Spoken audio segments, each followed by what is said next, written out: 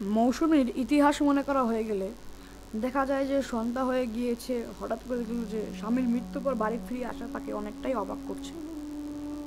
সন্ধ্যাবেলা দেখলো যে প্রদীপের তেল শেষ হয়ে গিয়েছে।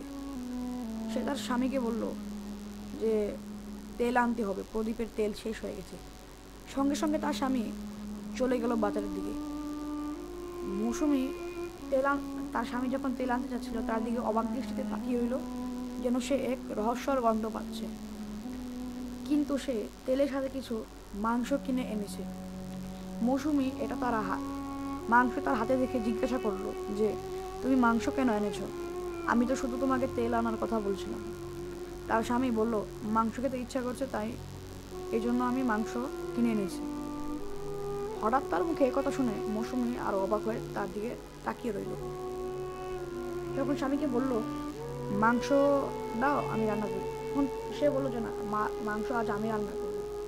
আরও অবাক হয়ে গেল মৌসুমি, তাকিয়ে রইল তার দিকে আরও এক চাঞ্চল্যকর রহস্যময় দৃষ্টিতে।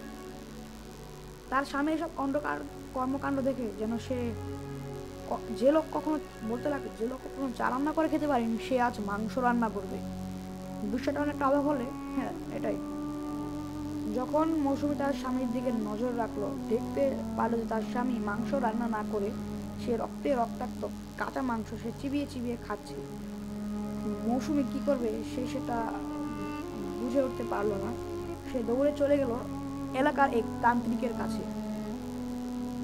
সে তাদের কাছে গিয়ে বললো যে আমার স্বামী মারা যাওয়ার 3 দিন পর সে আবার ফেরত এসেছে এবং তার কর্মকাণ্ড খুব ভয়ঙ্কর। এসব শুনে তান্ত্রিক বাবা যা বললেন যে ওটা তার স্বামী নয়, ওটা তার স্বামীরূপী এক অশরীরী আত্মা। মুহূর্তের মধ্যেই মৌসুমীর পায়ের তলা থেকে সরে গেল মাটি। বাড়ি ফিরে এসে মৌসুমি দেখলো তার স্বামী রক্তাক্ত করা সেই মুরগির মাংস খাওয়া শেষ হলো।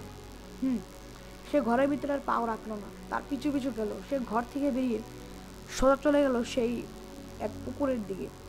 সে পুকুর থেকে জলজ্যান্ত ফ্যাপসে মাছ চাবিয়ে চাবিয়ে খাচ্ছে, কাঁচা মাছ। এই গল্পটা অনেকটাই বড় হয়ে যাচ্ছে, যার কারণে তোমরা 4র্থ পর্বর জন্য অপেক্ষা করবা। তো এখানে ধন্যবাদ দেওয়ার মধ্যে প্রতিবার আমরা একটাই কথাই বলবো, thanks for watching this video, scripting by Shrabon and Abi. Thanks for watching this video.